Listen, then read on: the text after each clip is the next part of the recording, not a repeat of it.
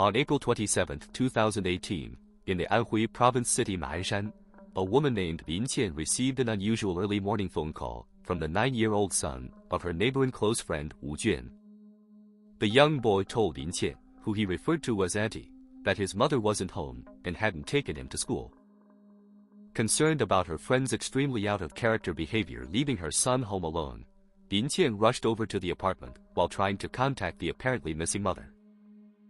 Wu Juan failed to answer the calls, and when Lin Qian got to the apartment, the young boy was waiting in the stairwell wearing his uniform and carrying his school bag.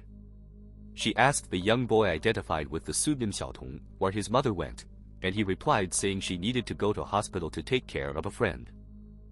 Still thinking it strange that Wu Juan left her son home alone without asking anyone to help out, Lin Qian decided it was best to get the boy to school first, and then try and find out what was happening later. Her continued efforts to contact the boy's mother got no response, so she tried calling other family members and mutual friends. However, neither friends nor family members had heard anything from the missing woman in well over the last 24 hours. Hearing that her daughter appeared to be missing, and having a spare key to the apartment, the mother of Wu Juan came to the residential community to look for her. The mother and Lin Qian entered the apartment and began looking around, but found that the bedroom door was locked. Now extremely worried, they attempted to force the door open, but it wouldn't budge, so they called in a locksmith. Once the bedroom door was opened, the locksmith and the two women were met with the disturbing sight of Wu Juan lying on the floor, covered in blood. The police were called and the investigation got underway. It was immediately apparent that Wu Juan passed away from blunt force trauma, after receiving several blows to the head. As police investigated the scene, they quickly came to the conclusion that the perpetrator's motive wasn't robbery. Barring some items on the bedroom floor and a closet being left open, there was little evidence suggesting the suspect had searched the apartment for valuables. On the contrary, the home was in good order and gave off an odor that pointed to it having been cleaned recently. The only things that spoiled the cleanliness of the home were an order of takeout food set only half-eaten on a table in the lounge, and some noodles which had been left in a pan in the kitchen. While the forensic team continued searching the apartment, other officers spoke with Li Qian to get a clearer idea of the morning's events. She told them about the early morning phone call she received from Xiaotong, and went on to talk about what the young boy told her as they walked to his school. He explained that he hadn't seen his mother since she dropped him off at school the previous morning, and when he returned home that same afternoon, he was greeted by a man who was his mother's friend. Xiaotong referred to the man as Shu Shu, meaning uncle, and was told his mother needed to visit someone in hospital, but she'd be back later. When he woke in the morning, the man was gone, and there was no sign of his mother, so he called Lin Qian, who he knew was an emergency contact. Wu Juan had gotten divorced 2 years prior, so naturally, once robbery was effectively eliminated as a possible motive, police initially believed the ex-husband was a potential suspect. However, Xiaotong saying the man greeting him when he returned home from school wasn't his father, poured cold water on that possibility. The story Xiaotong told Lin Qian also gave the investigation team a time frame for when the fatal assault on his mother was carried out. With the boy not having seen his mother again after she dropped him off at school, it heavily pointed to the life of Wu Juan being ended sometime during school hours. Crucially, Xiaotong had seen the suspect and was seemingly the only person who could positively identify the individual responsible, making the 9-year-old the investigation's key witness. With help from family members, Xiaotong was taken out of school into the local police station, where officers had the task of very delicately questioning him for more information. In the meantime, the forensic team examining the apartment had made several crucial discoveries. The most important of which was finding the weapon they believed was used to carry out the brutal assault. A large mallet was discovered in a cupboard under the kitchen sink. Despite obvious efforts to clean it, the officers still found very noticeable traces of blood on the wooden handle on the head. More blood was found soaked into a mop found in the bathroom, along with other trace amounts of blood on a hand towel. Blood smears found near the body had already suggested the victim had been dragged into the bedroom after being attacked.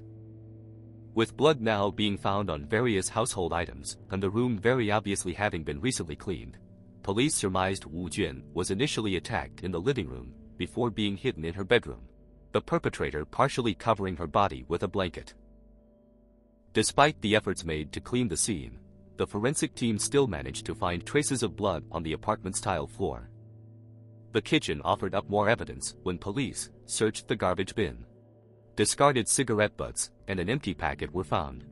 With Wu Jun being a non-smoker, this gave the investigation team the possibility of pulling the suspect's DNA profile from saliva on the butt and fingerprints from the packet. A receipt left with the takeaway food also gave the team the possibility of another eyewitness to potentially give them a description of the suspect. The time the order was made with the victim's phone number was around noon, and the food was enough for 2 people, suggesting Wu Jun and the suspect ate lunch together.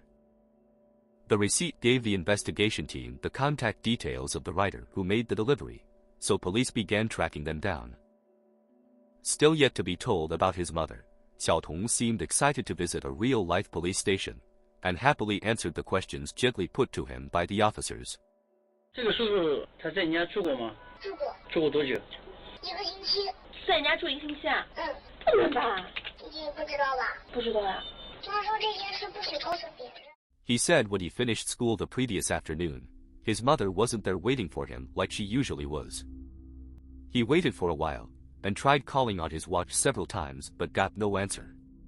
He decided to make his own way home, and boarded a bus which stopped near the residential community.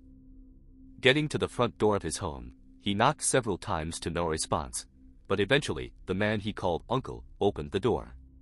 你妈妈和这个叔叔是什么时候在一起的？什么时候在一起的？那我就不知道了。Xiaotong spoke in very positive terms about the mystery uncle, saying he'd been living with them for around a week, and often played games with him during that time. On the afternoon in question, Xiaotong said with his mother being away, his uncle suggested heating up the leftover takeout food for dinner, but Xiaotong said he'd rather eat something else.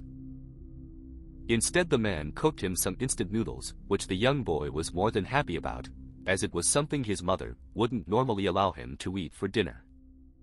As the pair ate together, they chatted about what he did at school, and when they finished eating, his uncle helped him with his homework, making sure he completed all his assignments.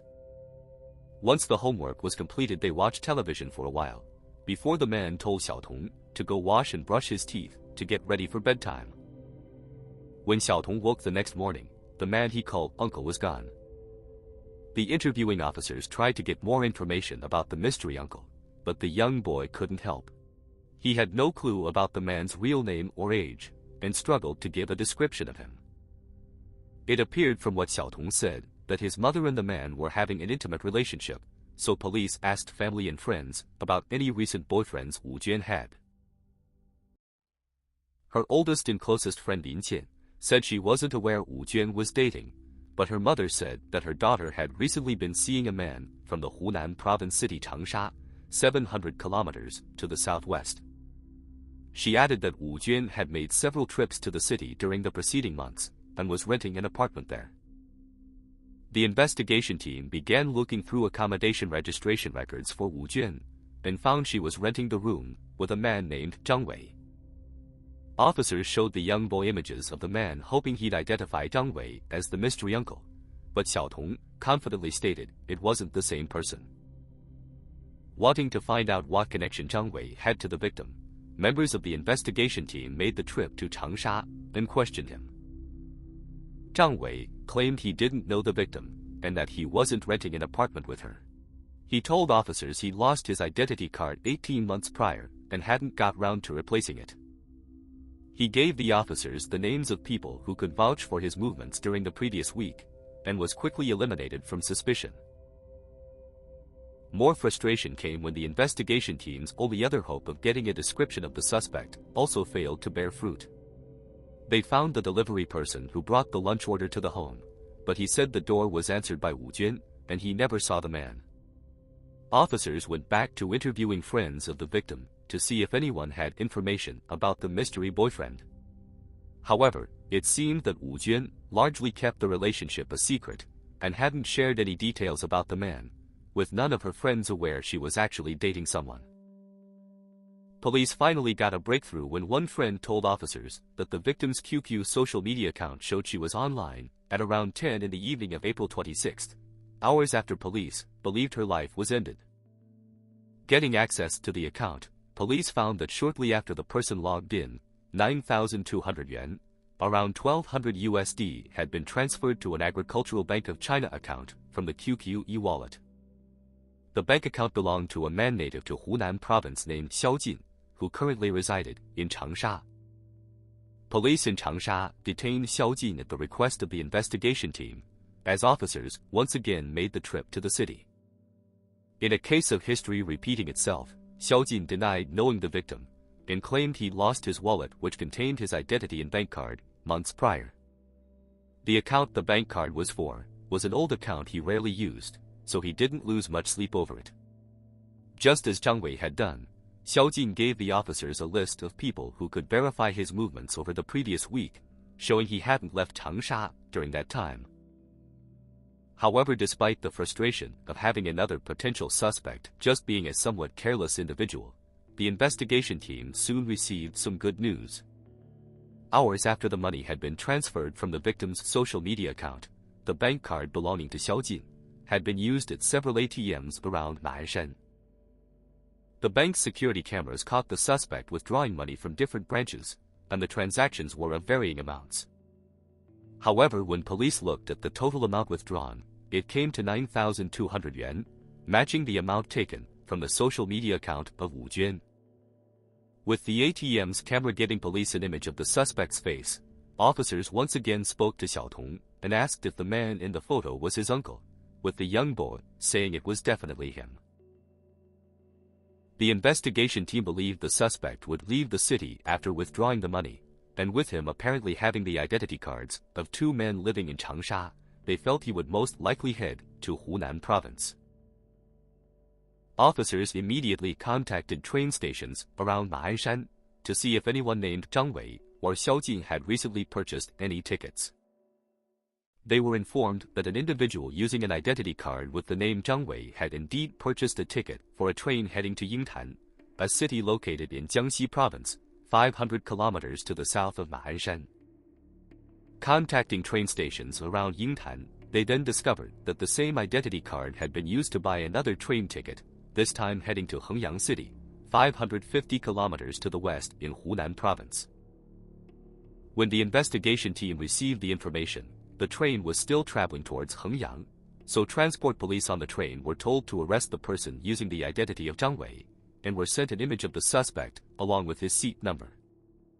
The suspect was quickly identified, but not wanting to risk causing a scene, the transport officers waited until the man went to use the toilets, so they could arrest him away from other passengers. Soon enough, the suspect was in custody, and his true identity exposed.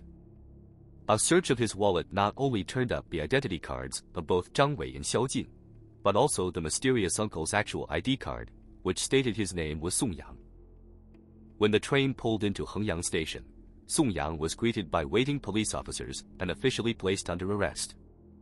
He then found himself being immediately transported back to Ma'anshan to face interrogation for the intentional homicide of Wu Juan. Initially, he denied having anything to do with the woman's life being ended, despite the evidence police put in front of him. However, after the victim's blood was found on his clothes and shoes, he had little option other than to confess. Song Yang and Wu Juan met online 2 years prior, while playing the popular MMO, Glory of Kings. He was 28 years old at the time and an undergraduate student studying law in Changsha. She was a 33-year-old, recently divorced single mother, and while not employed in a traditional manner, she made money streaming online. As the pair got to know each other, romantic feelings blossomed, and the two became more than just friends. For Song Yang, it was the first time he'd had a girlfriend, and he didn't care that she was older and had a child. Wu Juan felt it was refreshing to meet a man who didn't care about her age and status of being a divorced single mother in her 30s, something that quickly put other men off dating her. In the early stages of the courtship, Song Yang made monthly trips to Ma'anshan to see her, wanting to show he was committed to the relationship, and soon the couple began talking about marriage. However, the trips cost money, and with him being a student he didn't have a regular income, so he looked to other ways to show Wu Jun he was a man of means. Being something of a loner, he spent much of his free time in internet bars, where he began committing acts of petty theft. He kept his eyes on the other people using the computers, watching for those who left their personal items behind while they went to get food, drinks, or go to use the toilets. It wasn't unusual for regular customers playing marathon online gaming sessions to get comfortable in the environment and think nothing of leaving their phones or wallets out when briefly leaving the computer. When Song Yang noticed someone leaving something valuable out on the table, he quickly pocketed the items for himself, and this was how he got hold of the identity cards of Zhang Wei and Xiao Jin, which he used to commit acts of fraud. Having the identity and bank card of Xiao Jin allowed him to get access to the associated bank account, and fortunately for Song Yang, with Xiao Jin rarely using it, he didn't notice someone else had taken it over. As the talk of marriage between Song Yang and Wu Jun became more serious, Song Yang decided to tell his parents he'd met a woman, and that they were essentially engaged. The reaction he got when he returned home to speak with them was not the one he'd hoped for. When he told them about Wu Jun, both his parents, his father in particular, were dead against the relationship and forbade Song Yang from marrying her. In his father's opinion, Song Yang was a law student studying at a prestigious university with a bright future ahead of him, and he believed his son should do better than an unemployed, divorced single mother in her mid-30s.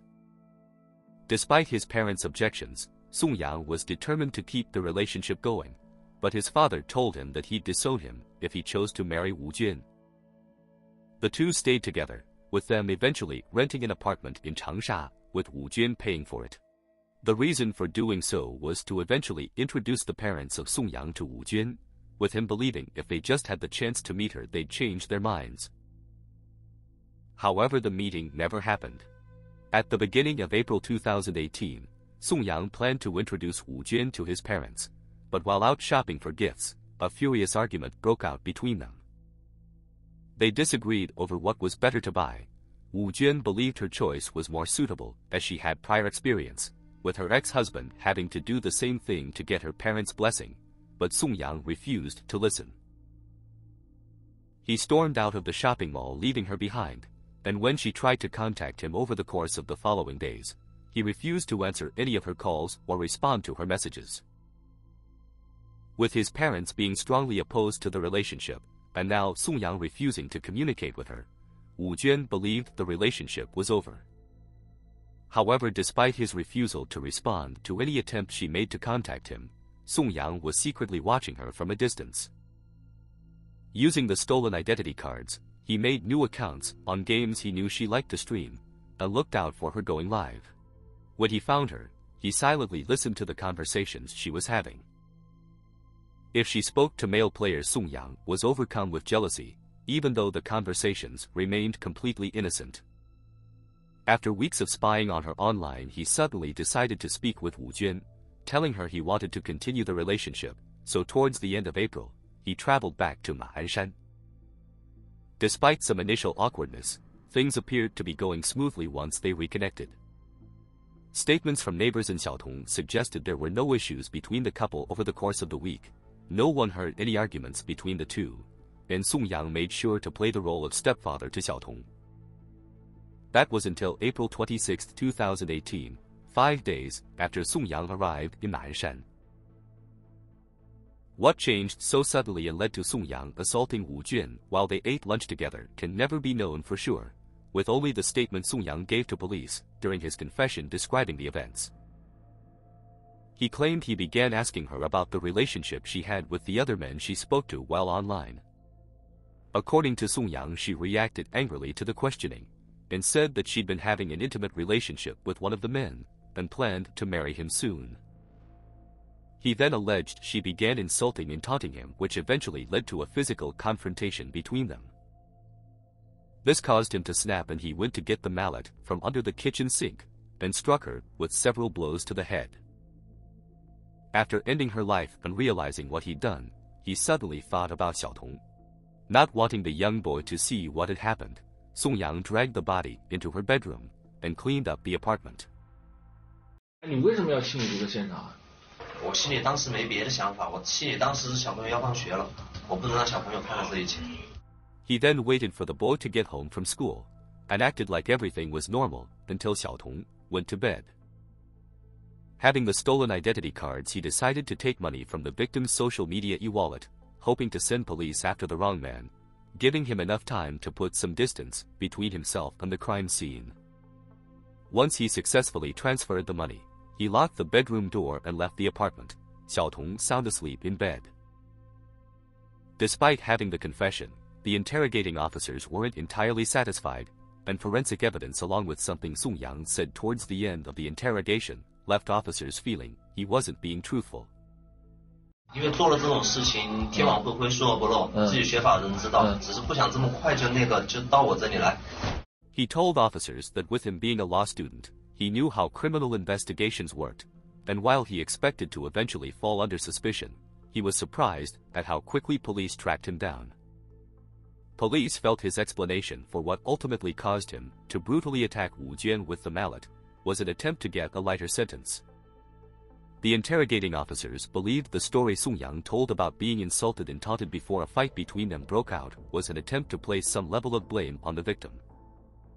Neither Song Yang nor Wu Jian showed any scratches or bruises that suggested the two physically attacked each other, as Song Yang claimed.